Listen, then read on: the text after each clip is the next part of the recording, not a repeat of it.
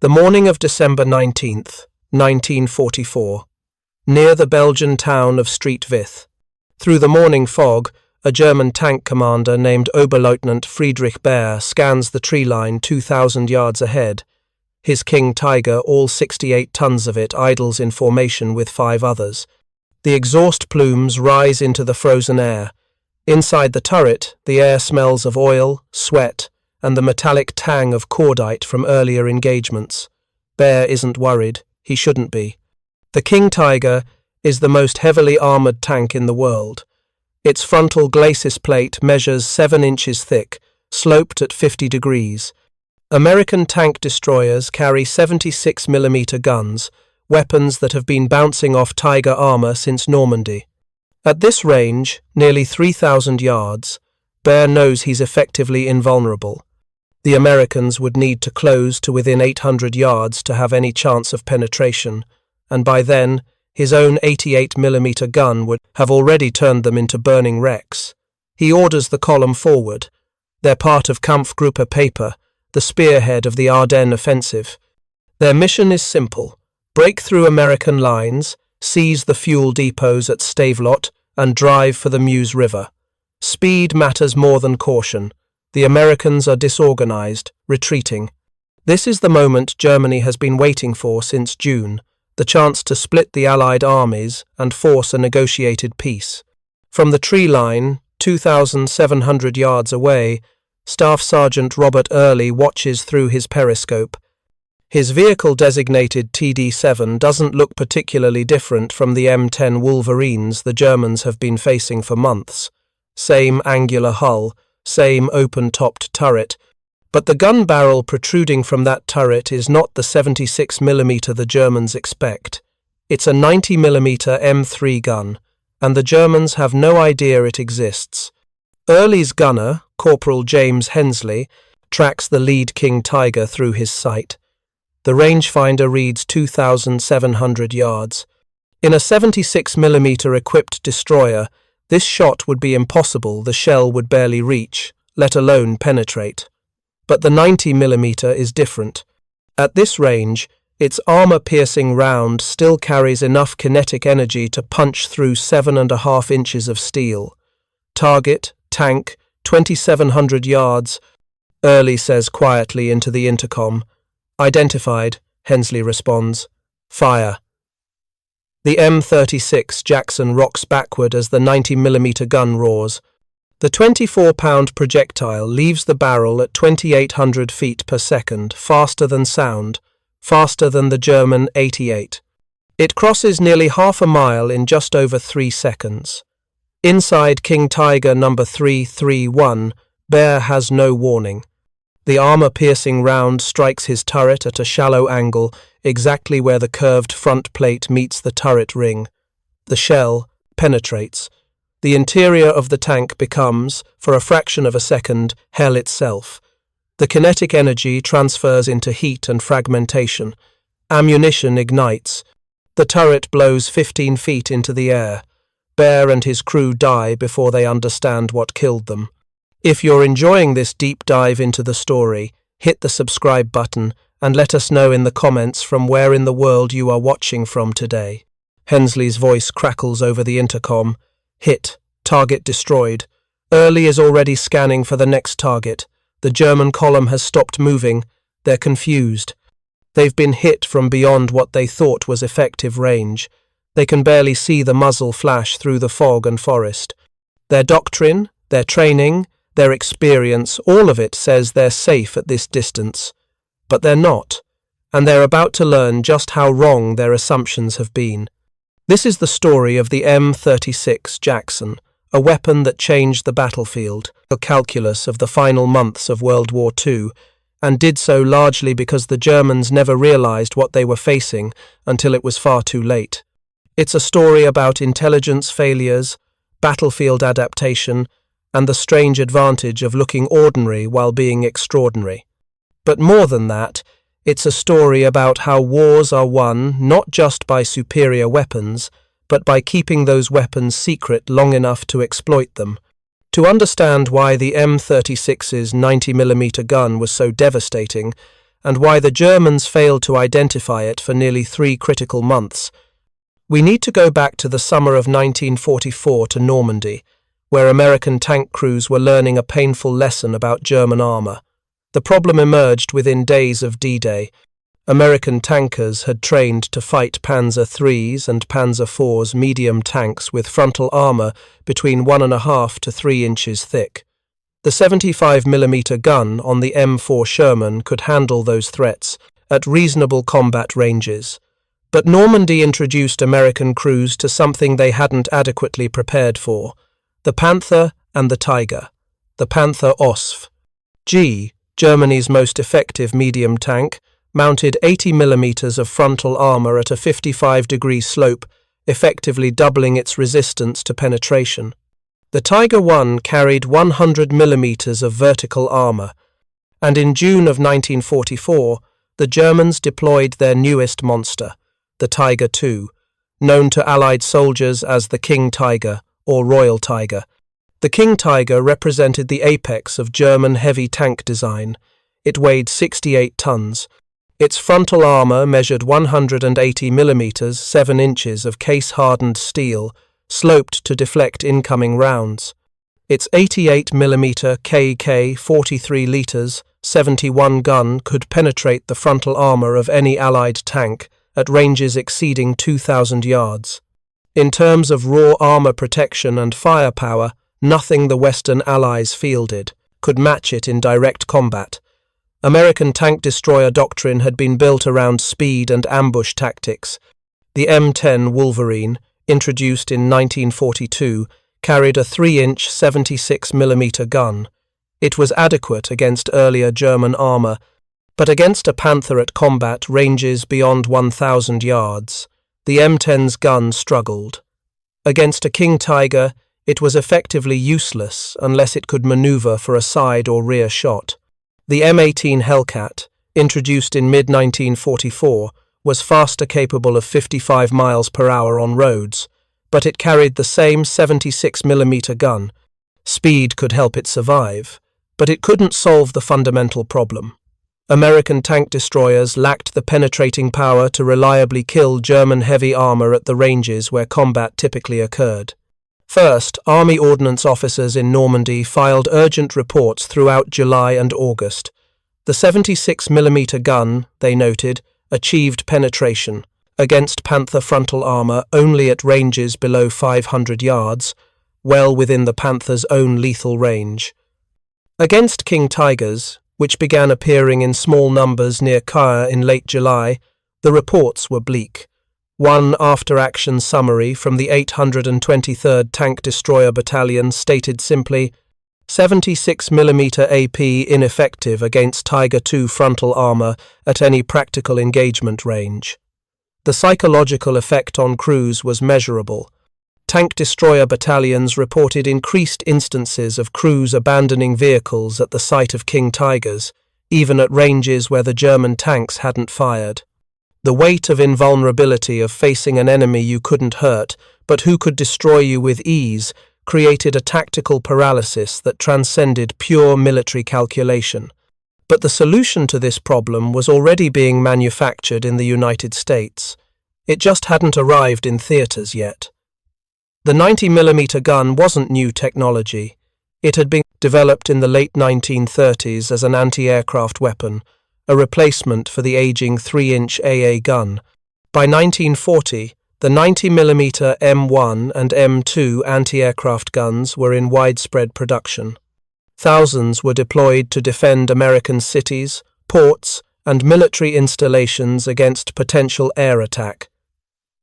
These guns were powerful. A 90mm anti-aircraft shell weighed 24 pounds and left the barrel at 2,800 feet per second. That velocity was necessary to hit fast-moving aircraft at high altitude, but someone in Army Ordnance, the specific individual's name has been lost to history, recognized that the same ballistic characteristics that made the 90mm effective against aircraft would make it devastating against tanks. The challenge was mounting it on a mobile chassis. Early experiments in 1943 involved mounting the 90mm gun on various tank hulls.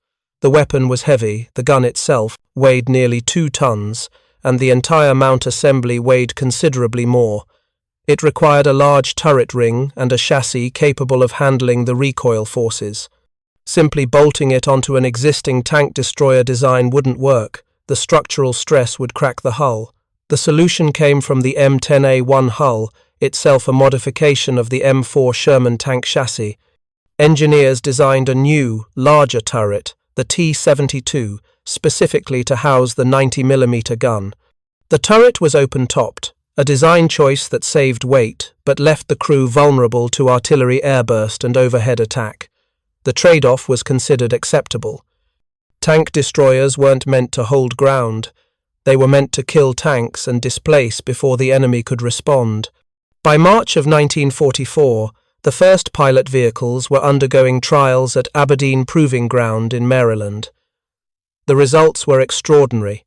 At 1,000 yards, the 90mm M3 gun firing standard, armor-piercing ammunition could penetrate 7.6 inches of homogeneous steel plate. At 2,000 yards, penetration dropped to 6.1 inch, still sufficient to defeat the King Tiger's frontal armor at steep angles. But here's what made the M36 genuinely revolutionary. It didn't look revolutionary. From a distance, the distance at which tank combat typically occurred, the M36 appeared nearly identical to the M10 Wolverine. Both vehicles used similar hulls. Both had open-topped turrets. The primary visual difference was the gun barrel. The M36's 90mm gun was slightly longer and fractionally thicker than the M10's 76mm. But through a periscope at 1,000 yards, or through the haze and smoke of a battlefield at 2,000 yards, that difference was effectively invisible. This similarity was not accidental. Using the M10 chassis for the M36 simplified logistics and production, but it also created an unintended intelligence advantage. The Germans would not immediately recognize the M36 as a new weapon system. To German reconnaissance and frontline troops, it would appear to be just another M10, a vehicle they'd been successfully engaging for months.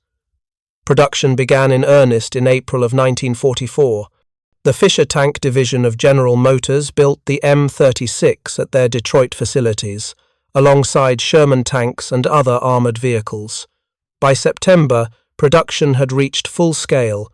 2,324 M36 Jacksons would eventually be built, a substantial number, but far fewer than the M10, 6,406 produced, or the M18 Hellcat, 2,507 produced. The first M36s shipped to Europe in late September of 1944. They arrived without fanfare, assigned to tank destroyer battalions that had been operating M10s and M18s since the Normandy breakout. Crews received minimal additional training, the vehicles handled similarly to their predecessors, and the gun, while more powerful, operated on the same principles. But with the vehicles came specific instructions. A classified memo from 1st Army Ordnance, dated October 3, 1944, included this paragraph. Units equipped with the M36 90mm GMC are directed to engage enemy heavy armor at maximum effective range whenever tactically feasible. Crews are advised that the M36's profile closely resembles that of the M10 Wolverine. Enemy forces are not currently aware of the 90mm gun's deployment. Exploitation of this intelligence advantage is considered operationally critical. Enemy identification of the weapon's capabilities should be delayed as long as possible through appropriate tactical employment. In simpler terms, hit them from far away, and don't let them figure out what you're using. The first combat deployment of the M36 occurred in the 3rd week of October, 1944, in the forests east of Aachen. The 702nd Tank Destroyer Battalion, which had been fighting across France since June with M10 Wolverines, received 12 M36 Jacksons as replacements for vehicles lost during the Siegfried Line battles. Staff Sergeant Robert Early, who'd been commanding an M10 since Normandy, was among the first to receive an M36. In a post-war interview conducted as part of the Army's historical documentation project, Early described his reaction. "They told us it had a 90mm. I thought they were joking. We'd been fighting with 76s since June. You get used to knowing your maximum effective range about 1,200 yards against a Panther, maybe 800 if you wanted to be sure. Anything beyond that, you're throwing dice. Now they're telling me I can kill a Tiger at 2,500 yards. It seemed impossible." The 702nd's first engagement with the M36 occurred on October 23rd during a German counterattack near Verlautenheide. Early's crew spotted a Panther OSF G advancing across open ground at approximately 2,400 yards, a range at which the M10's 76mm gun would have been marginally effective at best. Early ordered his gunner, Corporal Hensley, to engage. Hensley later recalled, "I ranged it at 2,400 yards. In the M10, I wouldn't have bothered shooting, waste of ammunition. But Early said fire, so I put the crosshair on the turret and squeezed. The round struck the Panther's turret front, penetrated, and detonated the ammunition stored inside. The Panther exploded." Hensley's immediate response, recorded in the battalion's war diary, "Did we just do that?" Over the following 2 weeks, M36S in the 702nd Tank Destroyer Battalion destroyed 9 German tanks, a mix of Panthers and Panzer IVs at ranges between 1,800 and 2,600 yards. German after-action reports from the 12th Volksgrenadier Division, recovered after the war from German military archives, mention these engagements, but they describe them as artillery strikes or anti-tank gunfire, not mobile tank destroyer engagements. The pattern was repeating. German intelligence was interpreting long-range, high-velocity hits as coming from emplaced guns or field artillery, not from vehicles. The idea that an American tank destroyer could kill a Panther at 2,500 yards didn't fit their understanding of American capabilities, so the reports were being filed under different threat categories. This wasn't stupidity. It was the natural result of intelligence analysis based on established patterns. German military intelligence, the Fremde Heere West, or Foreign Armies West, had spent years cataloguing Allied equipment. They knew about the M4 Sherman's 75mm gun. They knew about the M10's 76mm. They'd seen the M18 Hellcat, which also carried a 76mm. Their assessment was clear. American mobile anti-tank weapons maxed out at 76mm. Anything more powerful was either towed artillery or emplaced anti-tank guns. So when reports came in of vehicles being destroyed at long range by high-velocity fire, German analysts fit the data to their existing model. It had to be something other than a tank destroyer. The alternative that the Americans had deployed a completely new weapon system without German intelligence detecting it seemed less likely than misidentification of the source of fire. This cognitive bias, fitting new data to existing models rather than questioning the models themselves, would cost German armor dearly in the months ahead. By early November, 47 M36 Jacksons were operating with 1st Army units along the German border. They were distributed among 4 tank destroyer battalions, the 702nd, 654th, 703rd, and 801st. Their kill rates were markedly higher than those of M10 or M18 units operating in the same sectors. Between October 23rd and November 15th, M36 equipped units reported 53 confirmed tank kills. German losses in the same sectors, cross-referenced with Wehrmacht loss reports, confirm 41 destroyed tanks, a reasonable correlation given the chaos of battlefield reporting. Of those 41 confirmed German losses, 33 were Panthers, 6 were Panzer IVs, and 2 were Tiger IS. No King Tigers were engaged during this period. The Tiger II was still relatively rare. Germany produced only 492 King Tigers total, compared to 6,000 Panthers produced in the same time frame. Most King Tigers were concentrated with heavy tank battalions held in reserve for critical sectors. But that was about to change. On November 8, 1944, near the French city of Metz, a King Tiger from Schwerpanzerabteilung 506, the 506th Heavy Tank Battalion, was disabled by what its crew reported as high-velocity artillery fire, possibly 105 mm. The King Tiger, vehicle number 223, had been advancing in support of infantry clearing American positions from a fortified ridgeline. At approximately 1400 hours, it was struck in the turret by a round that penetrated the side armor, detonated internally, and killed 2 crew members. The remaining crew bailed out. The tank burned. German combat engineers examined the wreck the following day, after American forces withdrew from the sector. Their report, preserved in the Bundesarchiv in Freiburg, describes a penetration consistent with heavy artillery, estimated caliber 100 to 120 mm, fired from an elevated position approximately 2,000 meters distant. The actual source of fire had been an M36 from the 654th Tank Destroyer Battalion, positioned on a hillside 2,300 yards away. But the German report makes no mention of a tank destroyer. The assumption heavy artillery was recorded as fact. This was the first King Tiger, destroyed by an M36. It would not be the last. The failure to correctly identify the weapon that killed Vehicle 223 was not an isolated incident. It was part of a broader pattern of German intelligence failures during the autumn of 1944, failures driven not by incompetence, but by the overwhelming volume of data German analysts were trying to process and the cognitive frameworks they used to interpret it.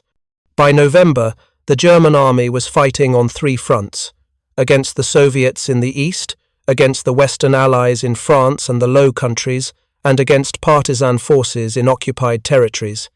Intelligence resources were stretched. Reports from hundreds of units flooded headquarters daily. Analysts prioritized immediate tactical threats, troop movements, airfield locations, supply routes over detailed technical assessments of enemy equipment. More critically, German intelligence doctrine relied heavily on visual identification. Reconnaissance. Aircraft photographed Allied vehicle parks and assembly areas. Forward observers sketched vehicles they encountered. These visual reports were compared against a master catalogue of identified Allied equipment. The M36, which looked nearly identical to the M10 from any distance beyond 500 yards, was being consistently misidentified as the older, less capable vehicle. On November 14th, German intelligence issued an updated assessment of American tank destroyer capabilities. The document, titled Panzerabwehrwaffen der US Army Anti-Tank Weapons of the US Army, listed 3 mobile tank destroyers: the M10 with a 76mm gun, the M18 with a 76mm gun, and the M36 with a 76mm gun. The M36 was in the report, but the gun caliber was wrong.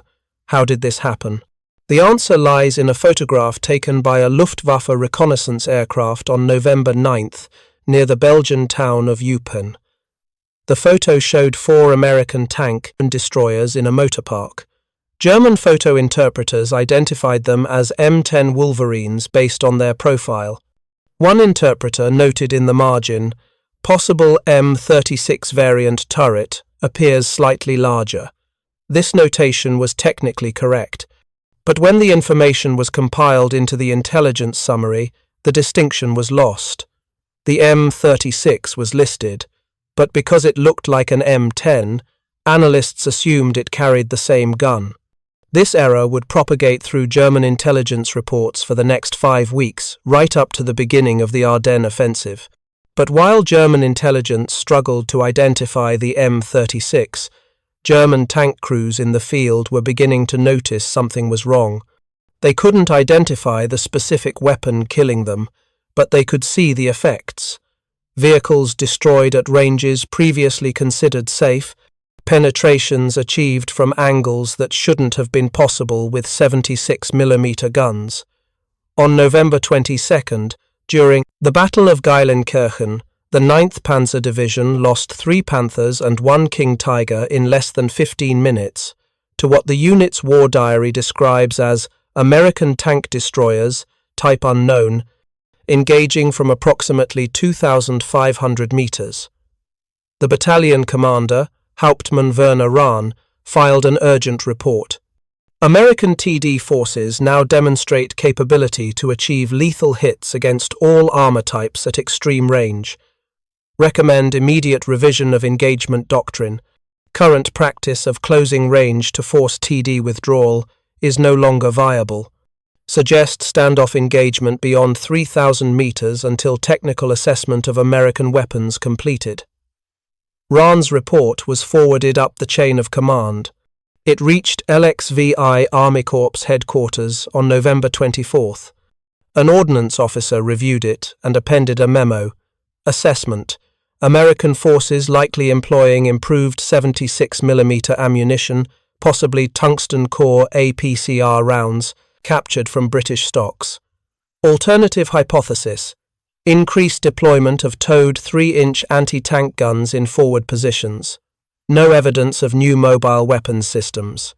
Recommend increased caution but no doctrinal revision pending further intelligence. The ordnance officer's conclusion was wrong, but it was logical given the information available. The British did use tungsten core APCR armor-piercing composite rigid ammunition for their 17-pounder guns, and some American units had received 17-pounder equipped British vehicles. The idea that Americans had developed better ammunition for existing guns seemed more plausible than the alternative, that they'd deployed an entirely new vehicle without German intelligence detecting it. Rahn's recommendation, engage at ranges beyond 3,000 meters, was forwarded to panzer units as advisory guidance. But 3,000 meters was beyond the effective range of the German 88mm gun against moving targets. In practice, the guidance couldn't be implemented without sacrificing offensive capability. So German tank crews continued to operate under the assumption that they were relatively safe at ranges beyond 1,500 yards. This assumption would prove catastrophic in the Ardennes. But before we get to the bulge, there's one more incident that deserves attention because it represents the closest the Germans came to discovering the truth about the M36 before it was too late. On December 2nd, 1944, an M36 from the 654th Tank Destroyer Battalion struck a mine near the German town of Saarlautern. The vehicle's tracks were destroyed, and the crew was forced to abandon it under artillery fire. They were unable to destroy the vehicle before retreating. German forces captured the M36 intact. The vehicle was photographed extensively. Engineers measured the gun barrel diameter, 90 millimeters. They examined the ammunition storage, 90mm rounds, clearly marked. They measured penetration holes in German tank wrecks found nearby, consistent with 90mm impacts. The evidence was overwhelming and unambiguous. The Americans had deployed a 90mm armed tank destroyer. The photographs and measurements were compiled into a report by a technical intelligence team from Waffenamt, the German Army's weapons procurement office. The report was dated December 4th and included detailed technical drawings of the M36's gun mount and turret assembly. But then the report disappeared into the German military bureaucracy. It was sent to Berlin for comprehensive technical assessment. That assessment was assigned to a specific department within Waffenamt responsible for evaluating enemy weapons. Under normal circumstances, this assessment would take 3 to 5 days, after which a summary would be distributed to field commanders. But these were not normal circumstances. Berlin, in December of 1944, was chaos. The city was under constant air attack. Government ministries were relocating to bunkers and dispersed facilities. The Waffenamt office that received the M36 report was in the process of evacuating to Thuringia. The report was packed into a crate with hundreds of other documents and shipped east. It would not be analyzed until January. By the time German intelligence officially confirmed the existence of the M36's 90mm gun and distributed warnings to field units, the Battle of the Bulge would be over. and hundreds of German tanks would have been destroyed by a weapon their crews didn't know existed. December 16th, 1944, 0530 hours. Along an 85-mile front in the Ardennes forest, 2,000 German artillery pieces opened fire simultaneously. The bombardment lasted 90 minutes. Then, out of the pre-dawn darkness and fog, came the tanks. Operation Wacht am Rhein, Watch on the Rhine, was Adolf Hitler's final gamble in Rhine, the West. The plan was audacious. Smash through the weakly held American lines in the Ardennes, drive northwest to Antwerp, split the British and American armies, and force the Western Allies to negotiate a separate peace. It was desperate. It was almost certainly doomed to fail. But for Hitler, it represented the only hope of avoiding total defeat. The Germans committed 3 armies to the offensive: the 6th SS Panzer Army in the north, 5th Panzer Army in the centre, and 7th Army in the south. The armoured spearheads included nearly 600 tanks and assault guns, among them the most powerful vehicles Germany could field: Panthers, Tiger Is, and the dreaded King Tigers. The King Tiger battalions Schwerpanzerabteilung 501 and 506 were at full strength for one of the few times in the war. Each battalion fielded 45 King Tigers.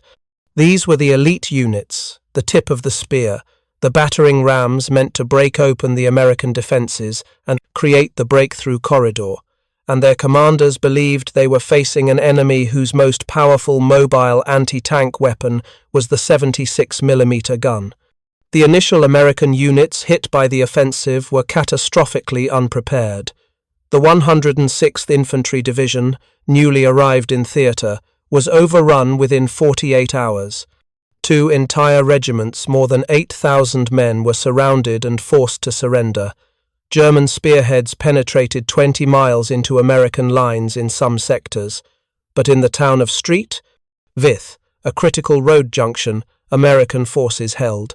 Among the defenders were elements of the 7th Armoured Division, including the 814th Tank Destroyer Battalion, equipped with M36 Jacksons. This is where Oberleutnant Friedrich Behr's King Tigers encountered Staff Sergeant Robert Early's 90mm gun. The engagement began at 08:15 on December 19th. Behr's company, 6 King Tigers, was advancing in column formation along a ridgeline east of Street Vith. Their mission was straightforward: break through the American defensive line, secure the crossroads, and continue west. Speed was essential. Fuel was already a concern. German logistics had failed to capture American fuel dumps as planned, and the offensive was running on fumes. Behr wasn't worried about American tank destroyers. His intelligence briefing had been clear: M10S and M18S, both with 76mm guns, effective only at close range. At the distances, his column was operating 2,000 to 3,000 yards from the nearest suspected American positions. He considered his vehicles essentially immune. This assumption was based on months of German combat experience. Since Normandy, American tank destroyers had proven dangerous only when they could close to within 800 to 1,000 yards. At longer ranges, they were ineffective. German doctrine had adapted. When faced with American TDs, advance aggressively to force them to displace or die. But the 4 M36s positioned in the tree line west of Street Vith were not following that script. Staff Sergeant Early had established his position before dawn. His crew had dug the M36 into a shallow hull-down position, using the natural terrain to conceal everything but the turret. The other 3 M36s in his platoon were similarly positioned, spaced 200 yards apart along the ridge. When Behr's column appeared through the morning fog, Early's gunner ranged them immediately, 2,700 yards. In an M10, this would have been an impossible shot. In the M36, it was well within effective range. Early didn't hesitate. His orders from the battalion had been explicit: engage heavy armour at maximum range. Don't let them close. Target, lead tank, 2,700 yards. Hensley acquired the target through his telescopic sight. The King Tiger was moving slowly, perhaps 15 miles per hour, following the road. The range was long, but the target was large and the angle was good, slightly oblique, exposing the turret side. Identified. Fire. The 90mm gun roared. The M36's suspension rocked backward, absorbing the recoil. The shell crossed half a mile in 3.2 seconds. Inside King Tiger 331, Bear was scanning the opposite tree line when the world ended. The armor-piercing round struck the turret just forward of the commander's cupola. At that range and angle, the shell retained enough kinetic energy to penetrate the 100mm side armor. It entered the crew compartment, shattered, and transformed into dozens of white-hot fragments traveling at thousands of feet per second. The loader died instantly, his body shredded by spalling. The gunner survived for perhaps 2 seconds before the ammunition stored beside him ignited. The resulting explosion blew the turret completely off the hull, lifting it 15 feet into the air before it crashed down 30 yards away. Bear and his driver had no time to react. The explosion consumed them. In the M36, Hensley reported calmly, "Hit, target destroyed." The German column stopped. This was wrong. They were too far away for American guns to be effective. The logical explanation artillery didn't fit the trajectory. The hit had been too flat, too direct. But if not artillery, then what? The second King Tiger commander, Oberfeldwebel Klaus Dietrich, made the decision to advance. If they were facing anti-tank guns, towed weapons, or tank destroyers, the correct response was to close the range and use the King Tiger's superior firepower to suppress them. He ordered his tank forward at full speed. This was exactly what German doctrine prescribed. It was also exactly the wrong move. Early had already shifted targets. His loader had rammed another round into the breach. The gun was ready. Target, second tank, advancing, 2,500 yards. Identified. Fire. The second shot struck King Tiger, 337 in the frontal glacis. At 2,500 yards, the angle was poor. The slope of the armor deflected much of the shell's energy. But the M36's 90mm gun, at that range, still delivered sufficient force. The shell penetrated, drove through the forward compartment, killed the driver and bow gunner, and lodged in the engine bay without detonating.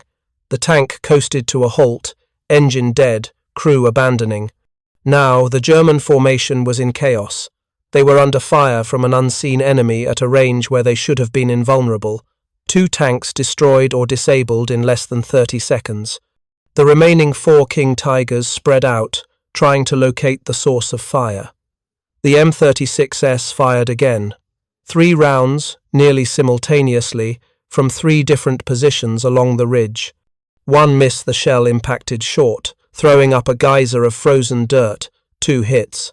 King Tiger 342 took a round through the turret side. King Tiger 347. The company command tank was struck in the engine deck. Both vehicles burned. In less than 2 minutes, Bear's company had lost 4 out of 6 tanks. The survivors were pulling back, retreating behind the ridgeline they'd just crossed. German infantry, who'd been following the tanks, went to ground. The advance had stopped. From German radio intercepts recorded by American Signals Intelligence, we have fragments of the confusion. Penetrations at extreme range. Cannot identify weapon type. Request artillery on grid 294, multiple AT guns. Caliber unknown. Tiger Company reports 50% losses, withdrawing to. The German battalion commander, Major Hans von Luck, attempted to reorganize the attack. He brought up additional armor, 3 more King Tigers and 5 Panthers, and ordered a coordinated assault with infantry and artillery support. But he made a critical error. He assumed he was facing towed anti-tank guns, not mobile tank destroyers. Towed guns couldn't move quickly. Once they fired, they revealed their positions. The German counter-battery doctrine was to suppress them with artillery, then advance under smoke. But the M36S weren't towed guns. As soon as the German artillery began falling on their previous positions, They displaced, backing out of their hull-down positions, moving 200 yards, establishing new firing positions. By the time the German attack resumed, the M36s were firing from different locations. The second wave of German armour advanced at 1300 hours. 9 tanks, 3 King Tigers, 6 Panthers moving in a broad line with infantry support. Smoke obscured the tree line. German artillery was still falling on the original M36 positions. The M36s opened fire at 2,200 yards. 3 Panthers died in the first volley. The King Tigers, in the centre of the formation, returned fire, but they were shooting at muzzle flashes through smoke and haze, at targets they could barely see. Their accuracy was poor. The M36s continued firing, methodical, disciplined. At this range, the 90mm gun was supremely effective. Each round that connected meant a kill or a mission kill. The German advance faltered, then stopped, then reversed. By 1400 hours, the Germans had withdrawn. They left 11 tanks burning in the fields east of Street Vith. German infantry, without armour support, pulled back to defensive positions. The breakthrough at Street Vith had failed. In his post-battle report, Major von Luck wrote, "American defensive positions equipped with heavy anti-tank weapons, estimated caliber 100 to 120 millimeters, multiple positions, high rate of fire, extreme accuracy at ranges exceeding 2,000 meters, unable to close with enemy positions due to prohibitive losses. Recommend bypass of Street Vith salient, seek alternate route west." He still didn't understand what had killed his tanks. This pattern repeated across the Ardennes front over the following week. German armour, advancing with confidence born from months of experience fighting 76mm guns, encountered M36s and suffered catastrophic losses before they could adjust their tactics. Near Bastogne, on December 21st, Schwerpanzerabteilung 501 lost 6 King Tigers to M36s from the 705th Tank Destroyer Battalion. The engagement occurred at ranges between 1900 and 2400 yards distances, at which German commanders believed they were safe. Near Elsenborn Ridge, on December 23rd, the 12th SS Panzer Division lost 9 Panthers and 2 King Tigers to a single platoon of M36s that engaged from concealed positions at 2100 yards, then displaced before German artillery could respond. The Germans were fighting blind. They knew they were losing tanks at unexpected ranges. They knew the losses were catastrophic, but they didn't understand why. Their intelligence still insisted American tank destroyers carried 76mm guns. The evidence, the penetrations, the ranges, the lethality didn't fit that model. So German analysts kept searching for alternative explanations. Improved ammunition, towed guns being deployed forward, even rumours of British 17-pounder equipped vehicles being transferred to American units. The truth that the Americans had deployed a 90mm gun and kept it secret for nearly 3 months was so unexpected that it lay outside the frame of possibilities German intelligence was considering. On December 27th, a German intelligence officer at 5th Panzer Army headquarters compiled a report titled "Assessment of Abnormal American Anti-Tank Effectiveness." The report noted the unusually high German tank losses and attempted to explain them. The conclusion: American forces employing improved tactical doctrine, including enhanced camouflage discipline and coordinated fire from multiple positions.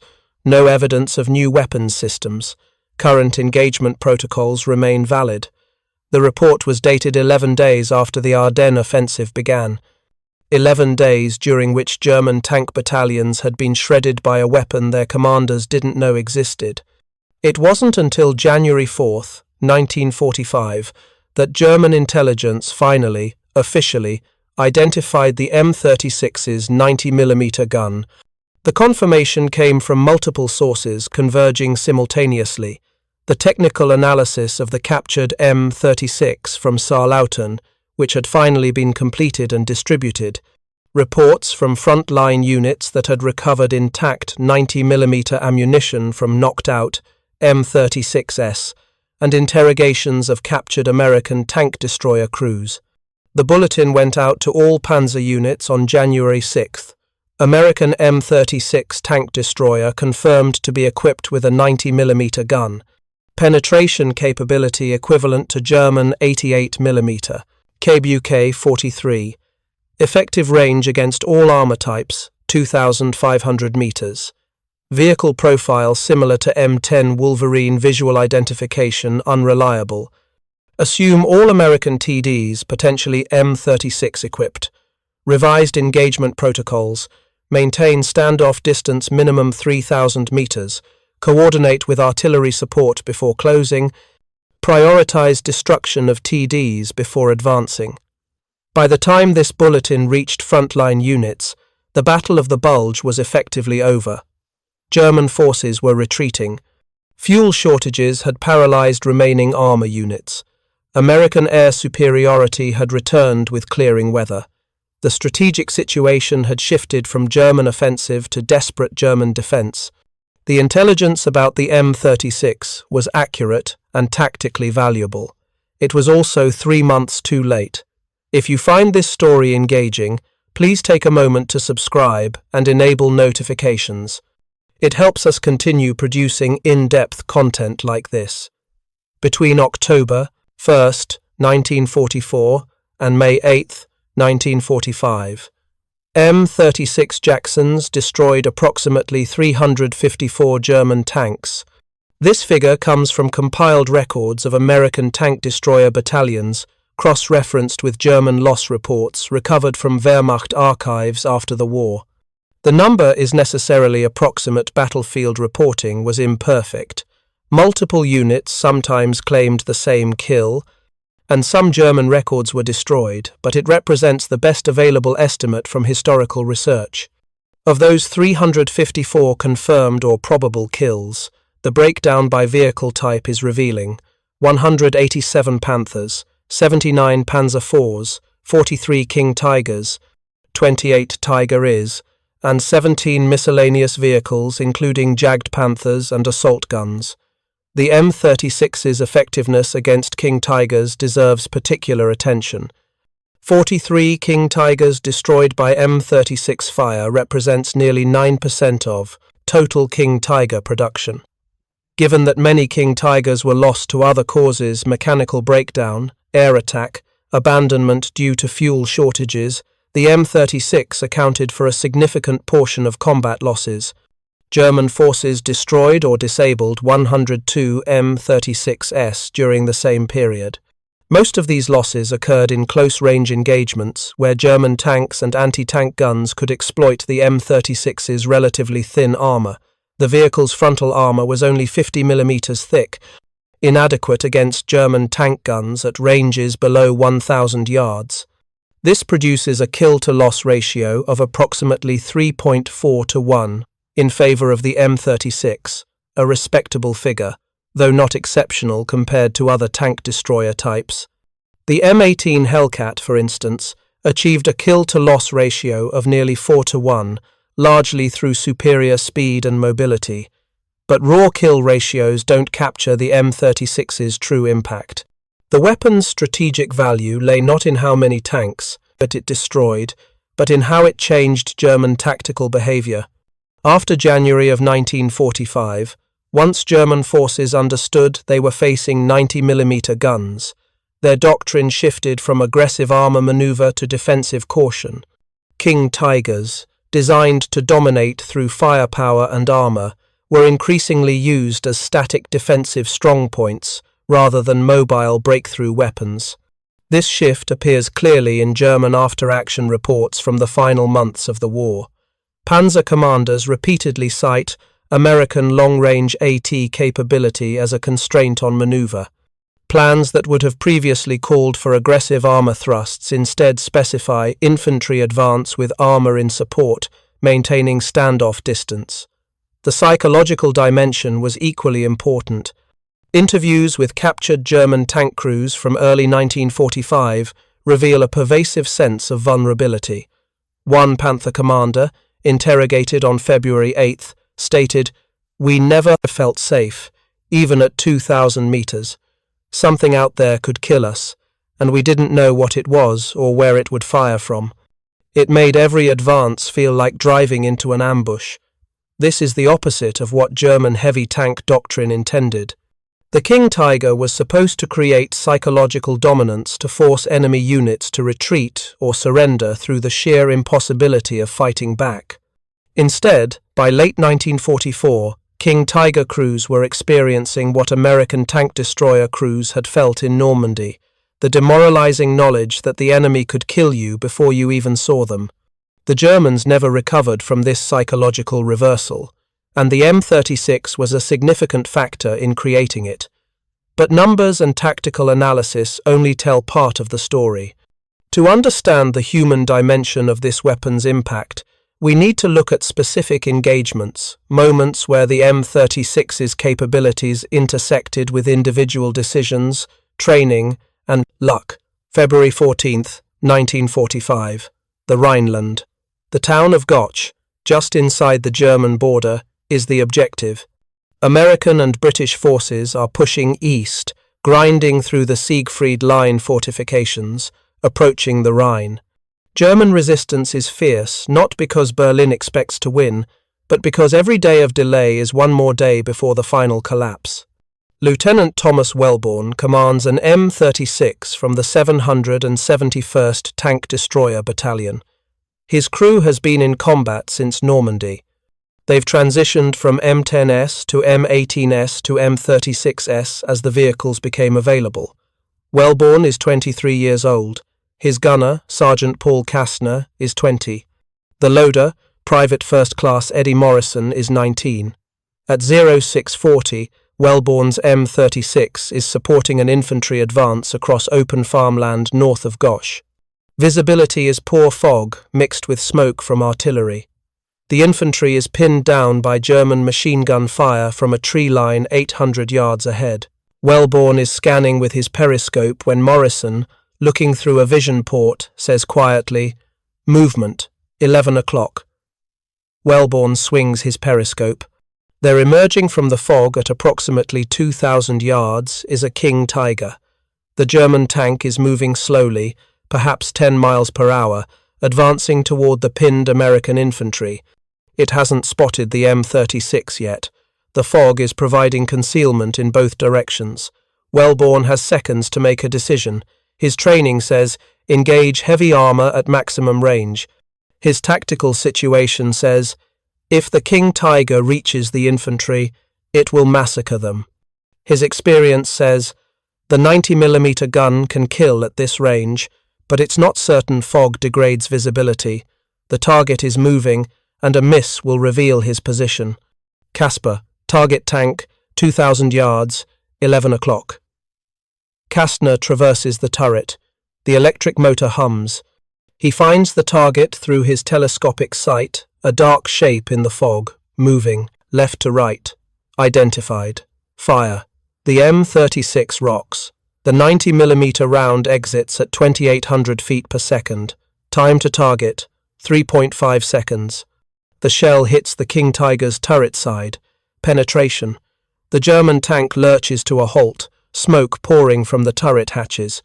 Crew members bail out, visible as running figures in the fog. The American infantry, seeing the King Tiger disabled, resume their advance. They reach the tree line, clear the German positions. The attack succeeds. In his after-action report, Wellborn writes simply, destroyed one Tiger II at approx 2,000 yards. The enemy crew abandoned the vehicle. The report takes up 3 lines in the battalion's war diary, but think about what just happened. A 23-year-old lieutenant, operating a vehicle that looks like a dozen other American tank destroyers, engaged and destroyed the most powerful tank in the German arsenal at a range where that tank's crew believed they were invulnerable. The engagement took less than 10 seconds from target acquisition to kill. The German crew probably never saw what hit them. This was not exceptional. This was routine by February of 1945. The M36 had made it routine. The question worth asking is, what would have happened if the Germans had known about the 90mm gun from the beginning? If German intelligence had identified the M36 in October of 1944, if that captured vehicle from Saarlauten had been analysed immediately, if frontline units had been warned that American tank destroyers now carried guns capable of killing King Tigers at 2,500 yards, would it have changed the course of the Ardennes offensive? Tactically, yes. German armour doctrine would have adapted. King Tiger units would have maintained greater standoff distances, used terrain more cautiously, coordinated more closely with reconnaissance units to identify M36 positions before advancing. The psychological advantage, the M36 enjoyed the shock of unexpected lethality, would have been diminished. German tank losses in the Bulge would likely have been lower. Not dramatically lower. The fundamental strategic problems Germany faced by December of 1944 couldn't be solved by better tactics, but measurably lower. Perhaps 20 or 30 tanks that were destroyed by M36 fire would have survived if their commanders had understood the threat. But strategically, no meaningful change. The Ardennes offensive was doomed from conception. Germany lacked the fuel to sustain a deep penetration. German forces lacked air cover. American reserves, entire divisions that could be deployed in days, vastly outnumbered the German attacking force. Even if every German tank had survived, the offensive would still have failed once American reinforcements arrived and the weather cleared enough for Allied air power to operate. The M36 didn't win the Battle of the Bulge. American numerical superiority, logistics, and air power won the Battle of the Bulge, but the M36 made that victory faster and less costly. Every King Tiger destroyed at 2,000 yards was a King Tiger that didn't reach American infantry positions. Every Panther knocked out before it could close was a Panther that didn't kill Shermans or infantry fighting vehicles. The weapon's true value was in reducing American casualties. And in that metric lives saved, the M36's impact is incalculable but real. By March of 1945, the war in Europe had entered its final phase. American and British forces were across the Rhine. Soviet armies were closing on Berlin from the east. German resistance was collapsing into fragmented defensive pockets. The M36 continued to see action, but the character of tank combat had changed. Large-scale armoured engagements became rare. German tanks, starved of fuel and ammunition, were increasingly used as immobile pillboxes. When they did move, it was a retreat. The final M36 kill of the European War occurred on May 7, 1945, one day before VE Day. An M36 from the 628th Tank Destroyer Battalion destroyed a Panzer IV near Pilsen, Czechoslovakia. The German tank had been abandoned by its crew, out of fuel. The M36 fired a single round to ensure it couldn't be recovered and reused. The shell penetrated the engine compartment. The tank burned. It was an unremarkable end to a remarkable weapons combat service. After the war ended, the M36 remained in American service for several years. Tank destroyer battalions were gradually disbanded as the army demobilized, but the vehicles themselves were retained. Some M36s saw service in the Korean War, though by then they were considered obsolete. The 90mm gun, so devastating in 1944, was now merely adequate against the Soviet-designed T-34, 85 seconds, operated by North Korean forces.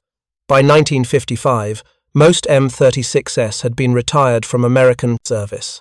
But the vehicle's story didn't end there. Dozens of M36s were transferred to Allied nations under military aid programs. France received substantial numbers and deployed them in Algeria during the Algerian War. Yugoslavia operated M36s into the 1960s. South Korea maintained M36s in service until the 1980s, though they saw no combat after the Korean War armistice. The last known operational M36 was retired from the Republic of China Army Taiwan in 1994. That vehicle, serial number 40154637, is now preserved in a military museum in Taipei. Today, roughly 24 M36 Jacksons survive in museums and private collections worldwide. The example at Fort Moore, Georgia, the one mentioned earlier, is one of the most complete. It's maintained in running condition, occasionally demonstrated for public events.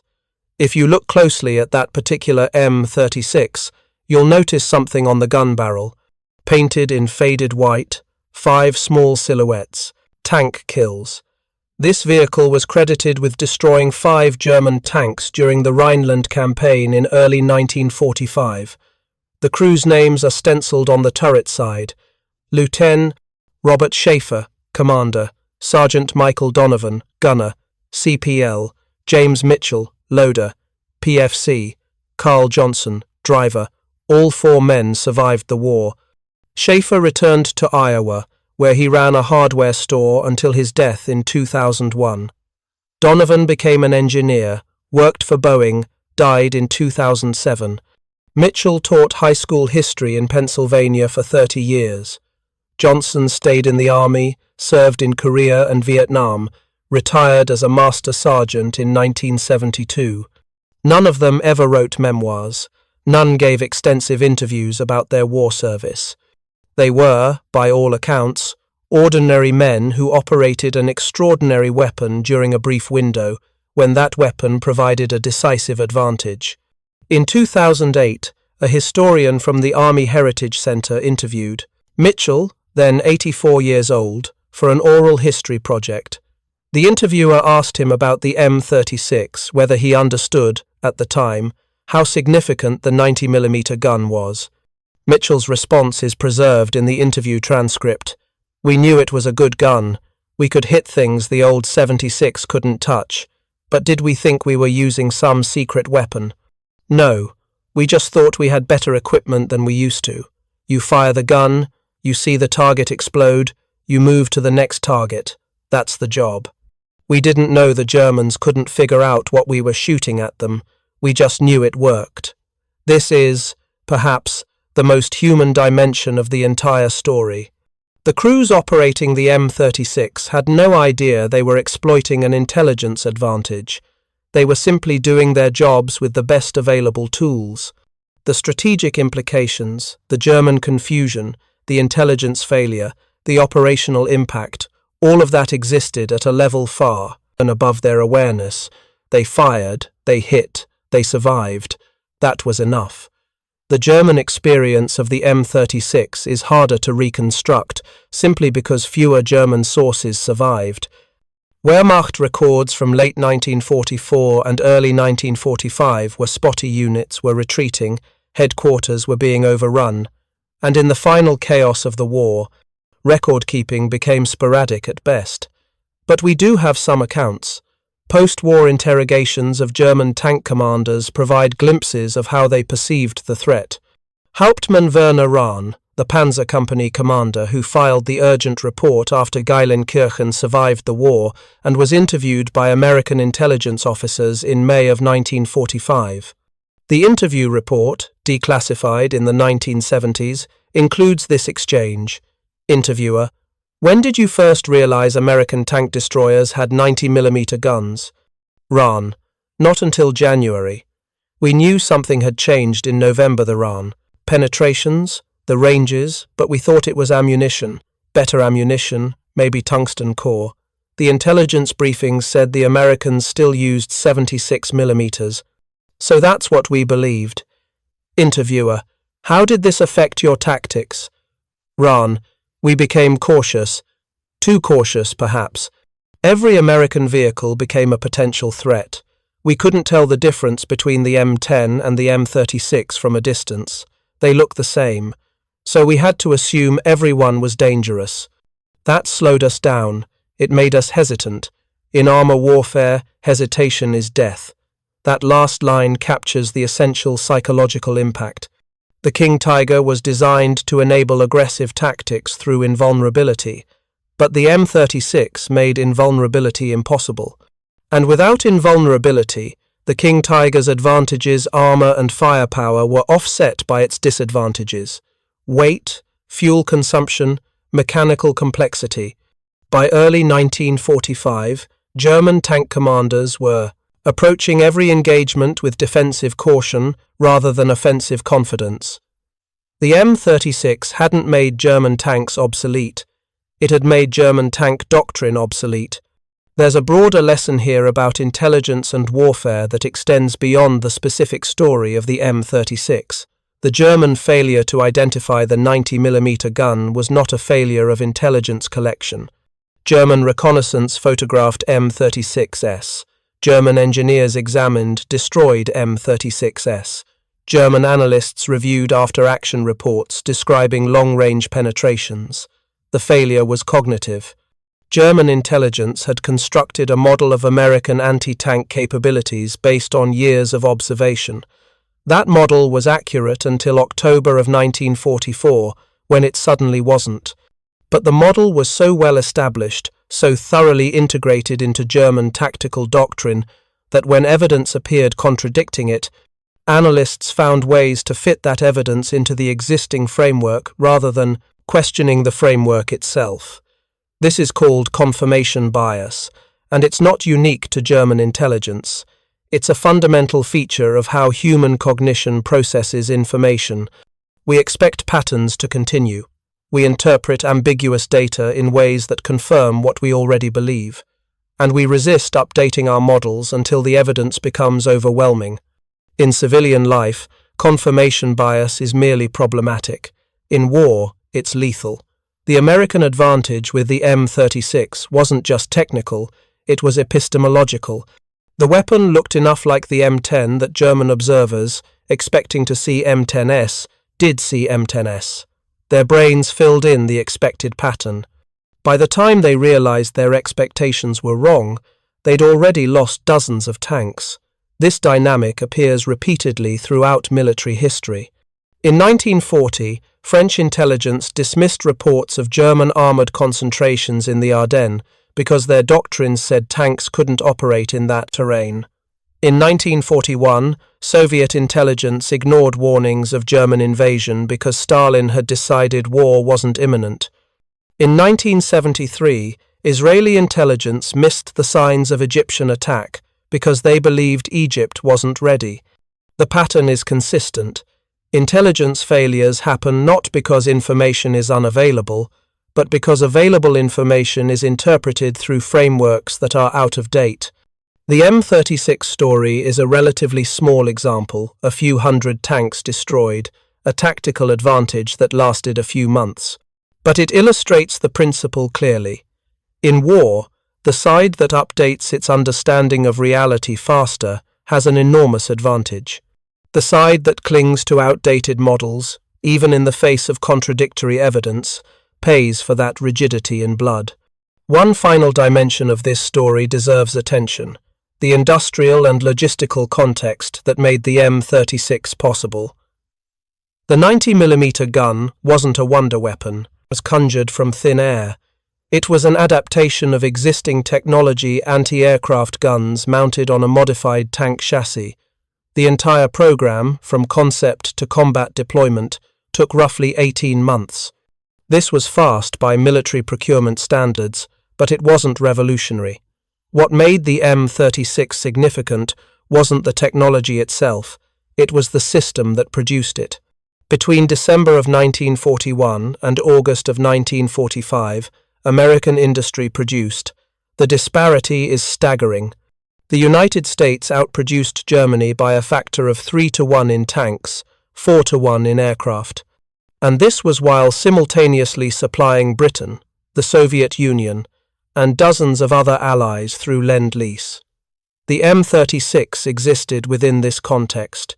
American industry could afford to develop and deploy a new tank destroyer design in the middle of the war because the existing production capacity was so vast that adding another vehicle type barely strained the system. Germany couldn't do this. German tank production in late 1944 was constrained by shortages of raw materials, fuel, and skilled labor. The The factories producing King Tigers were operating at partial capacity because they lacked steel alloys and machine tools. Developing an entirely new vehicle design would have required resources Germany didn't have. So while German engineers certainly could have designed a tank destroyer equivalent to the M36, they had the technical knowledge, the industrial base to mass produce. It didn't exist. This gets to the heart of why Germany lost World War II. It wasn't lost in any single battle. It wasn't lost because of inferior weapons. German tanks were, ton for ton, superior to Allied designs. It was lost because Germany was fighting enemies who could replace their losses faster than Germany could inflict them. Every King Tiger destroyed by an M36 was effectively irreplaceable. Germany produced 492 King Tigers total. Each loss was a permanent reduction in German combat power. Every M36 destroyed by German fire was replaced within weeks. The United States produced 2,324 M36s. Monthly production in early 1945 exceeded 150 vehicles. Losses could be absorbed without impacting operational capability. This is the brutal arithmetic of industrial warfare. Superior individual weapons don't matter if you can't produce enough of them. Tactical skill doesn't matter if you're outnumbered 5-1. Germany's panzer commanders were among the most experienced, skilled armored warfare practitioners in history, and it didn't matter, because they were fighting with resources insufficient to the strategic situation.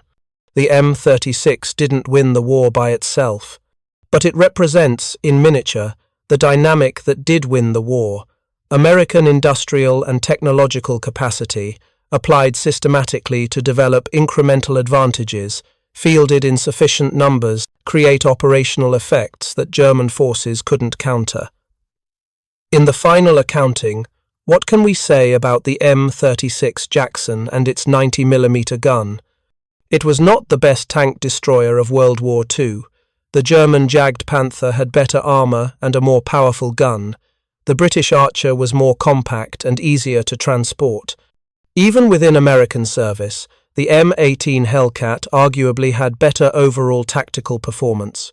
Its speed and mobility made it harder to kill, and its 76mm gun was sufficient for most targets. But the M36 had one critical advantage that the others lacked. It looked ordinary while being extraordinary. For roughly 12 weeks from early October to late December of 1944, the M36 operated in a sweet spot of battlefield intelligence. German forces encountered it frequently enough to suffer significant losses, but not frequently enough to trigger a systematic reassessment of American capabilities.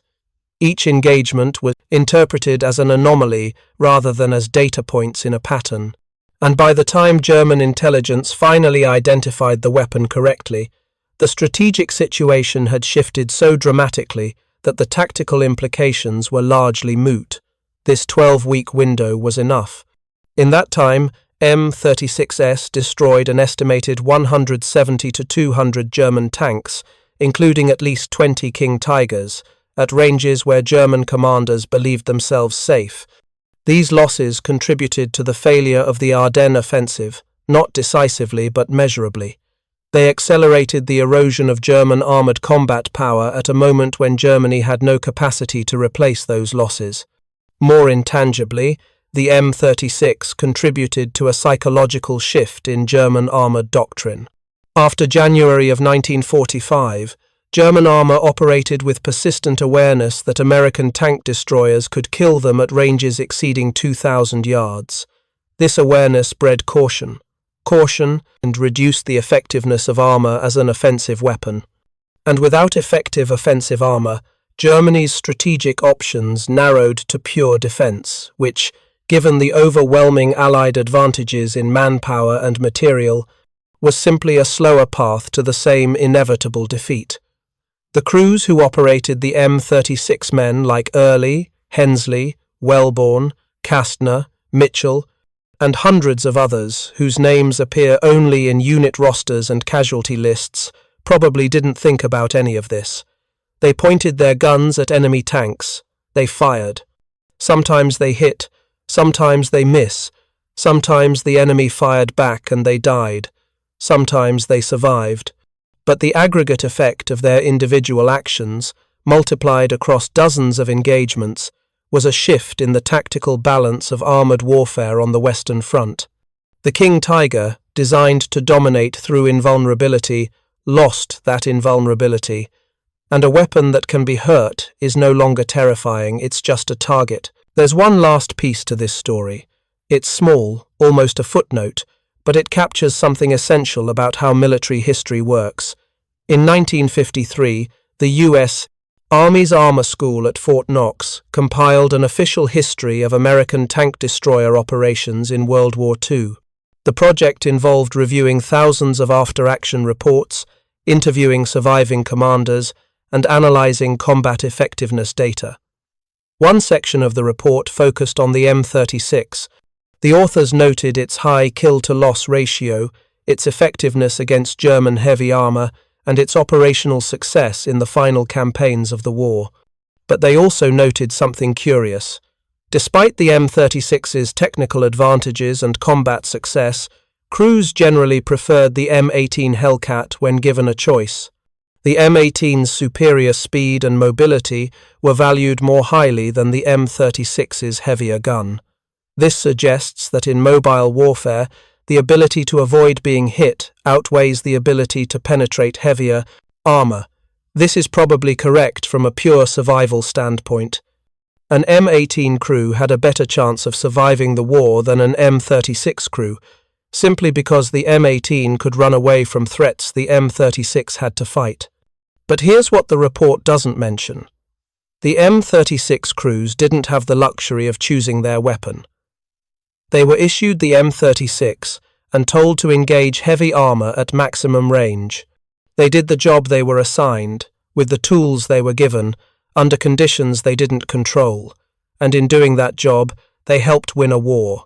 That's not heroic in the traditional sense. There were no dramatic last stands, no impossible odds overcome through sheer willpower. It was simply competent professionals using effective equipment to accomplish specific tactical objectives. But sometimes that's what war comes down to.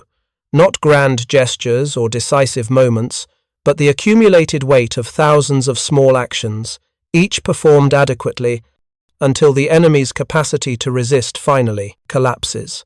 The M36 Jackson, with its 90mm gun that the Germans never saw coming, represents that kind of victory. Unglamorous, incremental, and utterly decisive. December 19th, 1944. The morning fog over Street Vith. Oberleutnant Friedrich Baer never knew what killed him. The armor-piercing round struck his King Tiger's turret at a range he'd been taught was safe. The last thought that passed through his mind in the fraction of a second between impact and detonation was probably confusion. Something was wrong. The Americans weren't supposed to have weapons that could do this. But they did. And by the time German intelligence figured that out, Baer was 3 weeks dead, and Germany's last offensive in the West had failed, and the war was moving inexorably toward its conclusion. 2,700 yards away, Staff Sergeant Robert Early lowered his periscope, ordered his driver to back out of the firing position, and moved to the next planned location. There was more work to do, more targets to engage. The war wasn't over. He didn't know he'd just participated in an intelligence coup that would haunt German armoured doctrine for the rest of the war. He just knew his gun worked, his crew was competent, and the enemy was dying. Sometimes that's all a soldier needs to know. The larger implications, the strategic effects, the intelligence failures, the industrial dynamics, the psychological impacts, those are for historians to analyze decades later. In the moment, there's only the immediate, the target in your sight, the trigger under your finger, the split second between decision and consequence. The M36 gave American tank destroyer crews the tools to make those split-second decisions count. It gave them a gun that could reach across the battlefield and kill the most powerful tanks Germany could field. It gave them, for a brief but critical period, an advantage their enemy didn't understand and couldn't counter. That advantage was measured in hundreds of destroyed tanks. in thousands of lives saved, in days and weeks shaved off the war's brutal timeline. It wasn't decisive by itself, no single weapon ever is, but it mattered. And sometimes, in war, matter is enough. Thank you for watching. For more detailed historical breakdowns, check out the other videos on your screen now, and don't forget to subscribe.